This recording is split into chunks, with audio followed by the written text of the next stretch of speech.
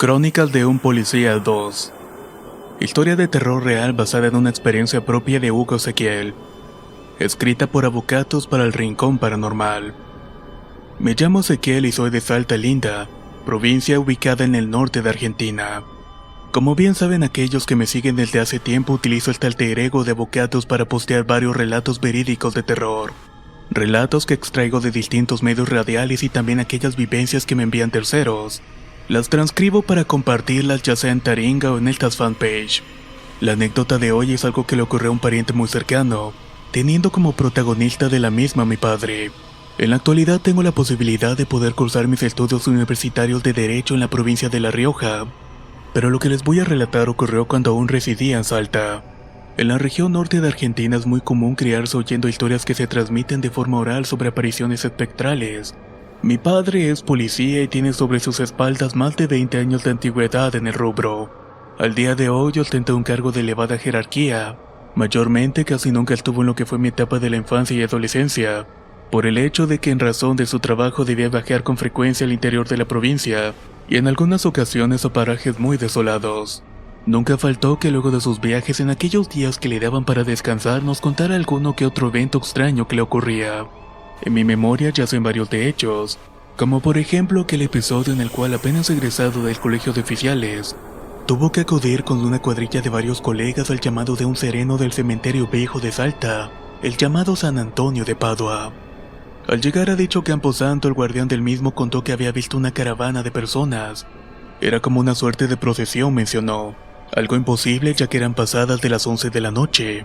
Con mucho miedo se internaron en aquel lugar donde fueron víctimas de silbidos agudos a medida que avanzaban. Fue en un momento dado que decidieron retirarse por el hecho de sufrir una lluvia de piedras provenientes de distintas direcciones. Ahí comprendieron que aquello no era obra de alguien que quería delinquir. Otro hecho anormal ocurrió en un pueblito cercano de la cordillera de los Andes al cual se llama San Antonio de los Cobres. Resulta que por el año 2008 se hizo famosa la zona, ya que era una ruta aérea que usaban para traficar estupefacientes provenientes de Bolivia. Al ser un lugar tan desolado era ideal para este tipo de contrabando. Una noche de miércoles, luego de haber patrullado la zona, decidieron volver a la subcomisaría. Querían descansar por ese día. Al iniciar la marcha se percataron que al lado de la patrulla había un hombre que estaba corriendo a la par. Era algo imposible porque iban a unos 60 kilómetros por hora. El chofer solo aceleró alcanzando los 90 kilómetros, pero ese hombre de igual forma los alcanzó. Uno de los policías desesperado sacó su arma y la apuntó. Pero en ese mismo instante ese sujeto se desvaneció como si fuera humo. Algo más reciente ocurrió por el año 2015. Al comunicarme por celular con mi padre me relató que volviendo en una patrulla con varios compañeros, estos desde Huachipas a Capital tuvieron que frenar de repente porque vieron como algo descendió del cielo posándose en medio de la ruta. Al usar los reflectores de la patrulla se dieron cuenta que había una mujer parada en medio del camino. Se quedaron un rato sin saber qué hacer y en un momento dado las luces fallaron quedando en la más completa oscuridad. Al volver la electricidad se dan cuenta de que no había nadie más aparte de ellos. Dejando esto atrás les comento cómo está conformada mi familia. Somos 3 hermanos en total, siendo yo el mayor. Para el 2011 un hermano había comenzado la carrera de medicina aquí en La Rioja, y mi madre por razones laborales tuvo que viajar a Buenos Aires. Así que prácticamente esos 12 meses viví con mi hermano más chico y mi padre. A mediados de septiembre, luego de haber vuelto del centro con la intención de cocinar, ya que mi padre salía de trabajar como a las 12 de la tarde, me sorprendió el hecho de verlo llegar antes de su horario de costumbre. Le pregunté a qué se debía y me dijo un poco enojado que le había salido un nombramiento. Había sido ascendido a comisario principal, pero debía irse inmediatamente a una comisaría del interior, específicamente a Coronel Moldes. Ahí está ubicado el dique Cabra Corral y a lo sumo son 2 horas de viaje desde la capital. Aquí a mediodía almorzamos rápido e inmediatamente preparó el bolso con sus pertenencias, ya que esa misma tarde tenía que asumir su nuevo puesto. No sé cómo sea en otra provincia, pero en Salta le corresponden 14 días de trabajo por 5 libres. De esta forma mi padre comenzó a alternar su vida entre el trabajo y las visitas a la capital. El primer mes pasó sin problemas, pero a mediados de noviembre en sus días respectivos de descanso me relató que le había ocurrido algo anormal. Luego de haber asumido como jefe de la zona no había tenido tantos problemas, ya que al ser una pequeña ciudad la tasa de criminalidad no era tan alta. A lo sumo lo que más trabajo le daba era decomisar peces que los pescadores sacaban del dique en época de veda, Pero con el transcurso de los días algo extraño comenzó a suceder todas las noches. Los subalternos le relataban a mi padre que una señora venía a la comisaría llorando y pidiendo ayuda, ya que algo quería echarla de la casa a ella y a su hijo. Esta extraña visita se repitió por 4 jornadas de forma seguida. A la quinta esta mujer no fue más a la comisaría, pero una semana más tarde apareció nuevamente. Muy desconsolada pedí ayuda y esta vez mi padre la atendió. Al término del relato ordenó un cabo y un agente que la llevaran a su casa y vieran si pasaba algo allí. Estos no tardaron mucho en regresar, pero cuando volvieron no solo fueron el cabo y el agente, sino la mujer y su hijo. Mi padre pidió explicaciones al respecto, sin embargo solamente tuvo como respuesta: «Jefe, allí espantan demasiado feo». Inmediatamente querían pedir carpeta médica para tomarse un par de días, y así poder recuperarse de lo que habían visto esa noche. Por esta razón se les permitió a la mujer y a su hijo quedarse en la dependencia, pero bien amaneció les pidió de que volvieran a la casa y si pasaba algo más él personalmente iría a ver.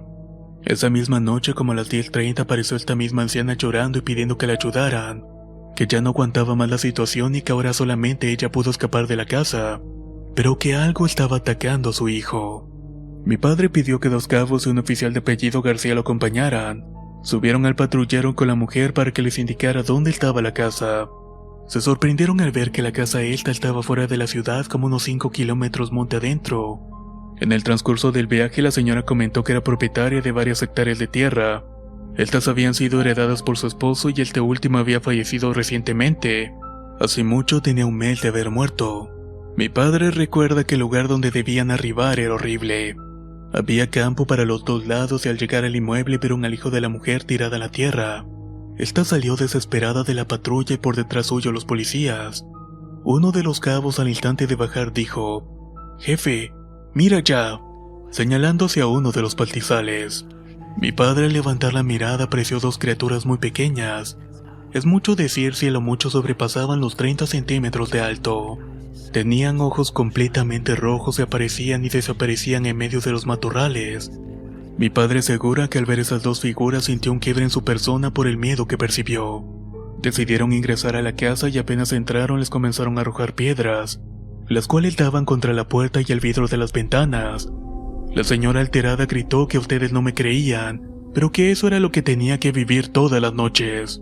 El oficial García, que era el más nervioso, solo acotó: «¿Pero qué es esto? Esto no es normal. ¿Quién está haciendo todo esto?».